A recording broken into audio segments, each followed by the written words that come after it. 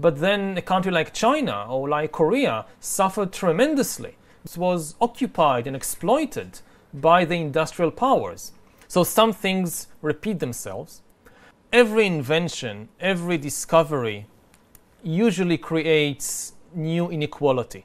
As a historian, I can raise a warning that it's very unlikely that the new powers of artificial intelligence will be shared equally between all the countries in the world. It's much more likely that some countries will lead this new revolution. They will be able to dominate and conquer and exploit all the others in an even more extreme way. So some things repeat themselves, but other things are really different. I would say that maybe the most important difference is that in the past, almost all the inventions and discoveries, they gave people control of the world outside. We learned how to control the other animals, the forests, the rivers, but we never gained much power over the world inside us. And this is the big change that will happen in the 21st century. Powers we are gaining is power over the internal world, to re-engineer and manufacture bodies and brains and minds. I think Earth will be dominated by entities which are more different from us than we are different from Neanderthals or from chimpanzees. Do you feel that you maybe sometimes you underestimated the human spirit? I mean, from late 19th century, maybe from Freud, they tried to explore your psychology. And also Virginia Woolf said the human spirit changed totally. But really changed? You are right. We know very little about the mind and about the spirit or the psychology of humans. It won't prevent us from gaining immense manipulative powers over ourselves. And this is one of the dangers. We had control, we had power to manipulate the world outside. We didn't understand the ecological system. And the same thing may happen with the world inside. We are far from understanding the human spirit or the human mind. And the result may be that we will face a mental collapse, similar to the ecological collapse we are seeing now. I think we are facing the danger of the distractions. Maybe human spirit is much more adaptive than we think and we imagine.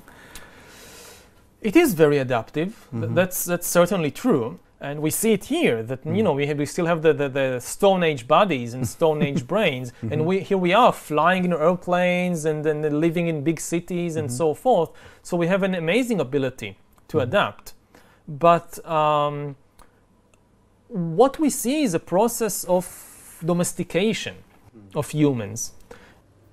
We adapt the abilities that the economic system needs from us, the political system needs from us, but we neglect many other potential abilities that are deteriorating. This is what happened to the other domesticated animals. We created cows that produce enormous amounts of milk, but otherwise they are far less capable than wild cattle. Now, what the economic system needs from us is to constantly connect to the communication system. And all the new technologies, what they are doing is drawing us out of our body, disconnecting us from our senses, from our body, and connecting us instead to cyberspace. If you don't feel at home in your body, you will never feel at home in the world. My impression is that the number one cause for the feeling of alienation and stress, which has huge economic advantages, but the mental price is very, very big. For hundreds of millions of people all around the world, they bet. 我觉得我很不喜欢那种简化历史的那种方式，简化所有的事情，把它变成几个 point。但更让我沮丧的是，这太庞杂了，我也不知道怎么反驳它，很沮丧。相对于矛盾复杂的精神世界，赫拉利更相信可以统计的数据。他本人就像一台精密且强大的信息处理机。他还试图颠覆长久以来的人文信念。他受到了热烈的追捧，尤其是在中国。其实他尊重了古代人类发展过程中的作用。他的观点不就是说，进入工业社会之后，宗教这个故事已经讲不下去了，才出现了人文主义嘛，对吧？在未来讲是说，人文主义也讲不下去了，也就是人类需要新的故事来把自己的存在说圆了嘛。14年出版之后，什么日开始意识到这个书卖的真是很好了？如果我现在在这说，当然我就认为它能卖，我就想好了，这都是吹牛的，事后马后炮，对吧？一开始推他的人并不是说历史学界的人，一开始推他的人，您猜都猜不到，是创投圈。我这个好像印象里，创投圈的广泛推荐，几乎就是无人不谈嘛。所以其实一本历史书被那么多的能赚钱的人或者正在赚大钱的人推荐，那么不挣钱的人、挣小钱的人肯定得趋之若鹜啊，说这里面一定藏着什么秘密呢？那实际上什么意思呢？我觉得这个赫拉利的《人类简史》通过一些似是而非的线索，用这个故事来强调了人类的协作能力，虚构能力，共同想象力是这个人类统治这个星球的一个基本的一个大逻辑嘛。他谈的这个事儿，在过去企业界就一直有这个东西，在企业内部应该被叫做为企业文化和愿景，对吧？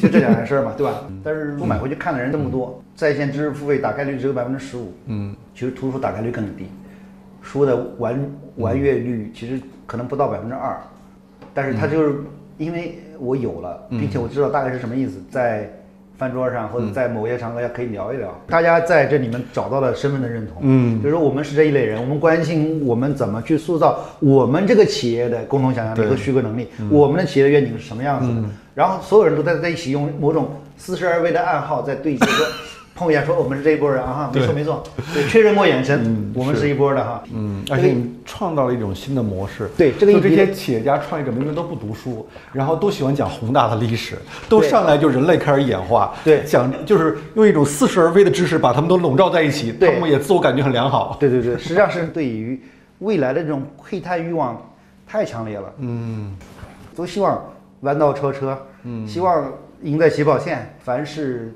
预则立，不预则破啊，就是大概这意思。我再给您回溯一下啊，它不仅仅是这本书上表现出来中国人对于未来学的热情，从上个世纪80年代这个70年代吧，莱兹比特的大趋势就比美国卖得好，然后尼格罗庞蒂的这个数字化生存，然后到 KK 的失控，哪一本书都是啊。因为突然在一本书里面挤下了他认为的所有的知识，寻找一个单一结果、单一答案的方式。对于赫拉利的这种热捧，其实都是这种力量在驱使，他就有点求神问佛的那个意思。就是我告诉你是什么，你就这是你的答案。他不强调批判性的思维，对，批判性的思维是不够的。我突然想起他是为什么让我不舒服？他某种意义上看起来很庞杂，但他其实提供了一套有点封闭的历史观的。对，它不是因为历史本身是开放的嘛？因为我相信历史是开放性。对。但是开放性对于很多人来讲是太难以接受了，这个事情太麻烦了。对，一个封闭性的线对它是很重要的，很多人。用赫拉利的观点来说，我比较认同的就是，技术的高速发展，它解决了很多。就所谓的那个无用之人的基本需求，也就是就像那个超级玩家嘛，对，就可以沉迷在那个世界里面，在那个世界里面，对，它满足了一大部分的需求，在你的世界里面可以定义，你可以玩各种游戏，然后你在里面你说了算，其实现在已经差不多发生了，对，它已经发生了，在那个巨大的这个技术推动的这个浪潮下，那一批人就变成了无用之人，他只是负责消费的，他也不创造。而且超级人变得更强了，然后技术的赋权和赋能让那些人变得更强。赫拉利这个事情是一种暗合，是契合了他这种东西。倘若你对于未来学的谱系有所了解，你会发现奈斯比特的所有预言之前都有人做出阐述，但奈斯比特的判断更绝对，语言更通俗。他知道如何将杂乱无章的信息拼接在一起，创造一些朗朗上口的新词汇，然后用动情的不容置疑的口吻大声讲出来。他传递的不是思想，而是概念。他不鼓励你展开独立思考，而是要让你有原来如此的顿悟。As a historian, most of the insights you gain by looking at how things changed in the past. But then once you understand the mechanism of change, you can use this understanding to try and say something about the future. How do you evaluate your own visionary capability?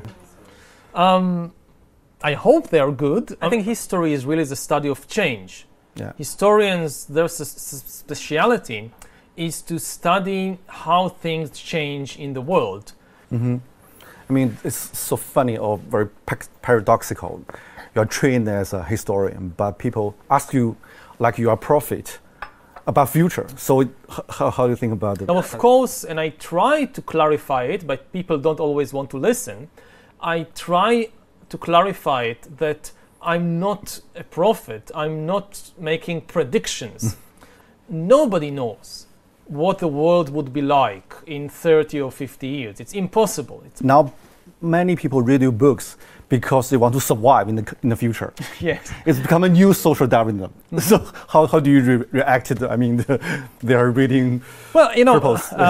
this is one of the problems of writing books and being an author, that you have no control of the way in which people read your books. Yeah. And I see in many cases, like I write a passage in an ironic tone. For me, it's obvious that this is irony. And I think everybody who reads it will understand. I don't mean it seriously. It's just an irony. They didn't get it. And they don't get it. I mean, they read it in a completely flat and serious way. And they understand exactly the opposite of what I intended.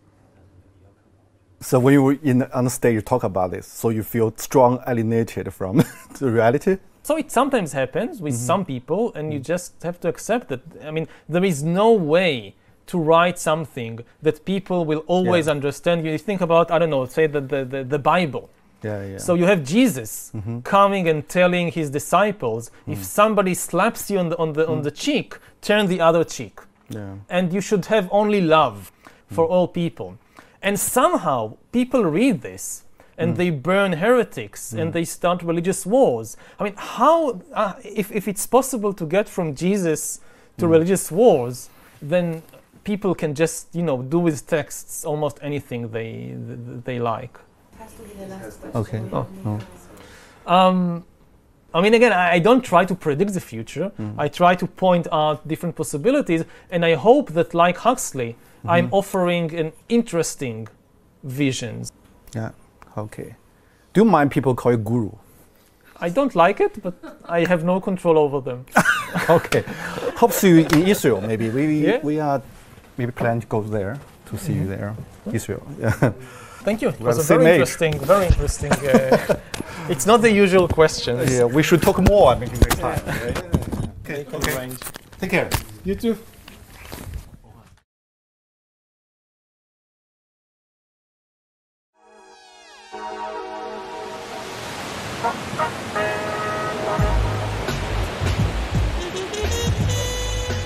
比起所受的中世纪历史训练，赫拉利更像一个将前沿科技与宗教预言相结合的现代古武。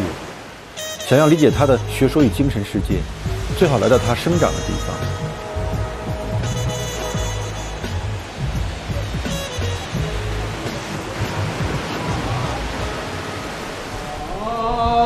爱你中国，我爱你中国。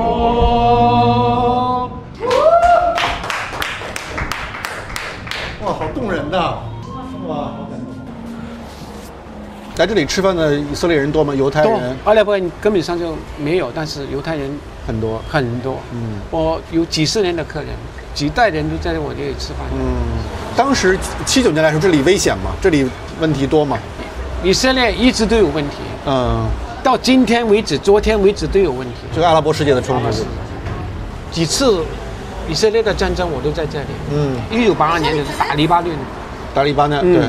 那个时候打黎巴嫩的时候，很多人美国来的、其他国家来的犹太人，他们在街上里被挡，然后就有车子把他们送走，送到前线去。我问他们我自己愿意来的。这边也有自杀性爆炸嘛？很多，这个我亲眼看到的。在哪里？什么样子？这里39号。39号。这旁边那里。晚上也是爆炸的。他2个公交车啊，他等那个公交车到站的时候，这个公交车到站，那个恐怖事件引爆，2个公交车的人死伤很多人。他爆了以后，还有第2个人看到你们很多人在这里，第2个人进来爆了。什么时候爆炸最严重啊？一直都有，一直都有。我们都已经怕。现在是少一些了，是吧？没有了，根本上没有。现在没有了。就因为建那个墙，是不是？是，很有效，是吧？有效。但是巴勒斯坦人就很愤怒嘛，建这个墙，把人与人之间都分开了。以前有现今记载的时候是犹太人的地方，后来犹太人2000多年的时候，他们这人就散掉了，逃到全世界的地方去了。以后阿拉伯人进来这里，生活了1000多年，他们也是当这里是他们的一辈子，他们的家。所以我觉得应该有和平的一点，大家就应该互相体谅一下。大家互相残杀，这不是一个好的解决方法。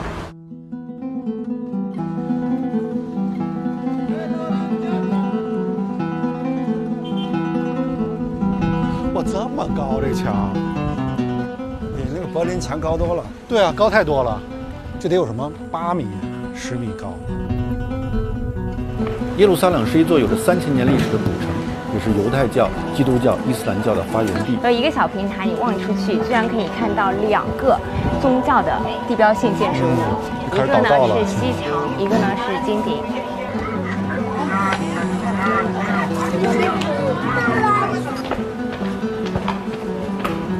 与耶路撒冷相距1小时车程的特拉维夫，却是一座引领世界科技的现代都市。我相约赫拉利在这儿再次见面，我很好奇，如此复杂的环境对他的影响是什么。Hi, see you again. Hello. Hi, see you again. See you again. Hey, how are you? Hi, yeah. Nice to meet you. So where to go? We need the car. Yeah, we are ready. Yeah, please. You know, I just traveled from Jerusalem, the old city. You see the different culture, different religion, and I mean very mixed culture, and lots of burden from history.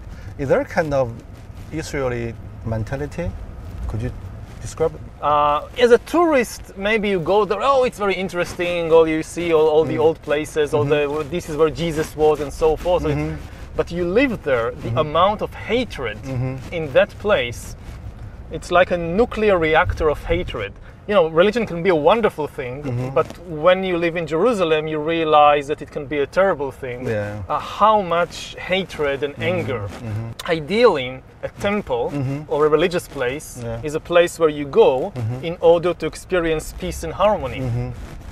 If you go to a temple and you experience hatred and anger, then this is a dysfunctional temple. It's not working, you know. It's like going to a hospital and getting back even more sick. So Jerusalem for me is a dysfunctional temple.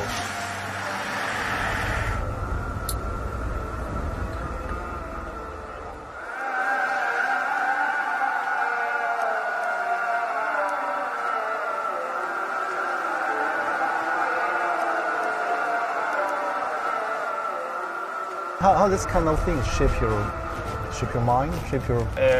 The influence on me of if this is what you ask, it obviously has an impact. I mean, if you live in a place like Silicon Valley, maybe you can have this kind of utopian vision of a world governed by science and by rationality and things like that. But if you live in the Middle East, it's obvious to you that you cannot escape this tension, because all around you people are killing each other because of their belief in fictional stories. So it's very clear to you that fiction is an extremely powerful thing. My house, the village where I live, is exactly middle of the way between Tel Aviv and Jerusalem. On the one hand, I'm very connected to this world of Tel Aviv. Yeah, modern technology, modern technology, world, high tech, all that. And on the other hand, very connected to Jerusalem with all the religion and mythology and especially this is why I think much of my writing and scholarship is about this tension between the modern world of the 21st century and artificial intelligence and all that, and on the other hand, the still great impact Yeah. of all these mythologies and fictional stories and religions. When did you notice the tension? When did you notice the hatred of religions and I think only when I left Israel and I went to do my PhD in Oxford, then I realized how much tension there is in the place. Or when you're born into it, you think, well, this is how the world is. And only when you go out, you realize, no, this is not how the world is.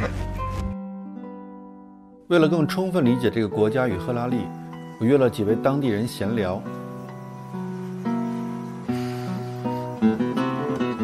我的朋友王石正在以色列游学，他与我一同前往。007那个谍战片那个对。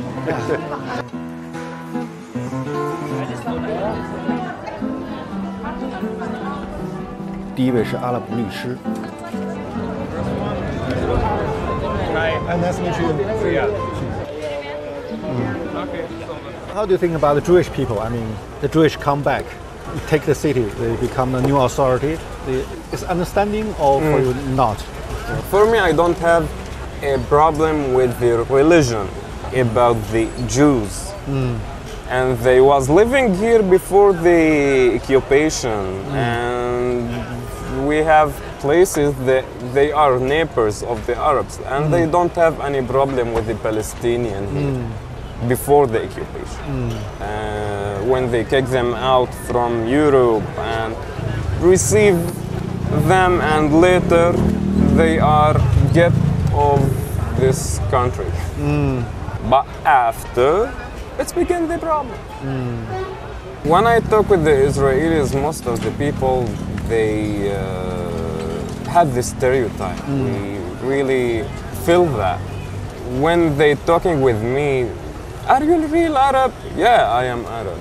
Are you born here? Yes, I am born here. You know, here, the thing that it's helped me to live here in Jerusalem, it's how I look. According to the stereotype of the Israelis, I'm not look like the local people. The local people have to be dark skinned, not handsome person, and also my accent is good in Hebrew. You speak Hebrew? Yeah, of course, because I'm a lawyer. And in a good accent. So what's your nationality? Nationality, I don't have any nationality of any country. It's just residency. If I pass something, if I travel more than 3 or 7 years out of Israel, so they can get the ID, my ID. It's mean they can kick me out anytime. Like that we live. Do you have any solution? I mean, actually, I don't see any solution. I am born here and I love this country. I will not pass to anywhere.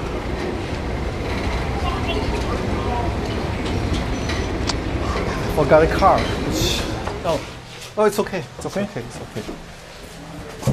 when did you arrive? Sorry? When did you come to Israel? 2 days ago. Oh, 2 days ago. So you've been around. Yeah, spent 1 day in Jerusalem and here. Yeah, come here. Yeah. You're much more relaxed than in China. Me? Yeah. Yeah, because in China you run around from here to there. And here Too it's many like, things. Yeah. Oh, what nice view. You want some water? Yes, Some water would be nice.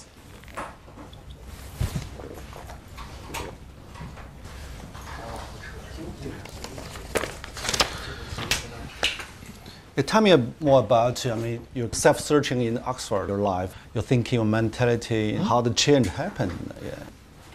How the change happened? Yeah. Well, I went to Oxford to do my PhD on military history.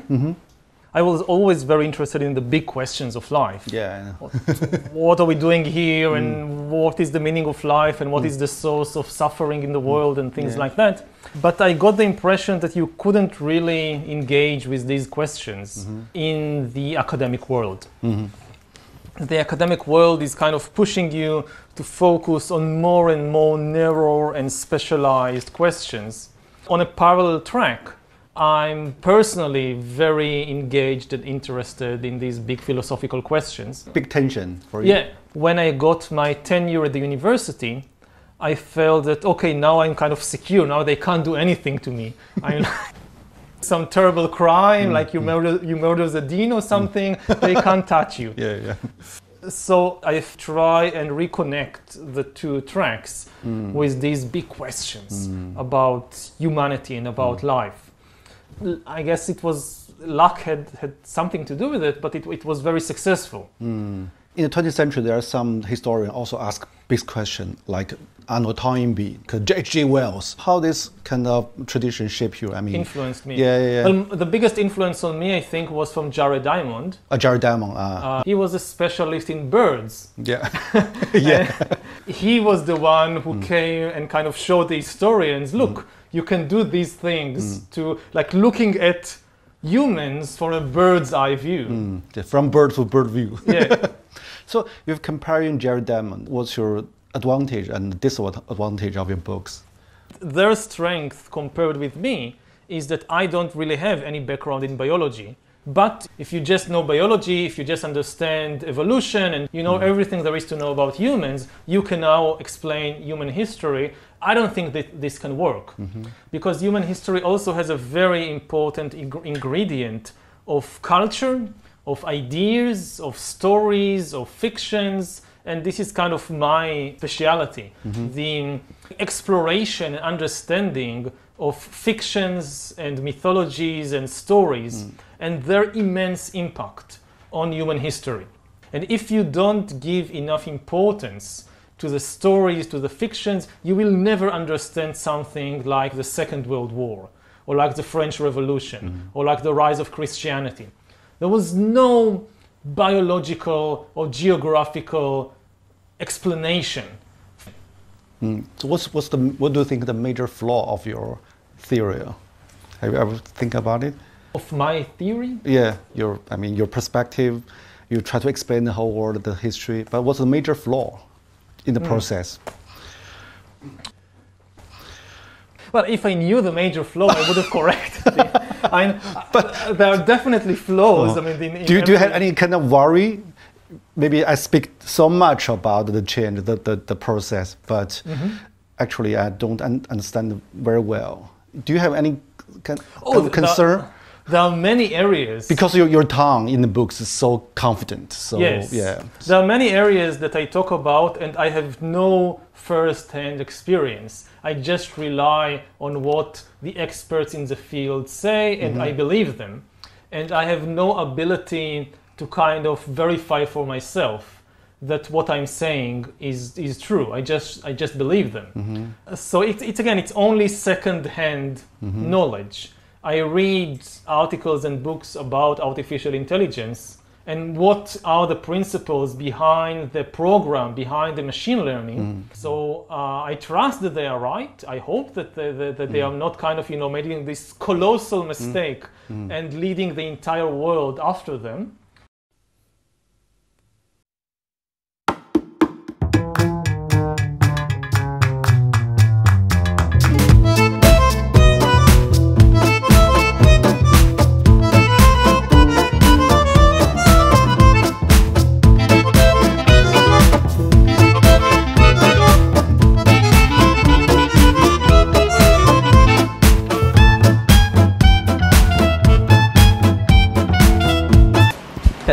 Welcome.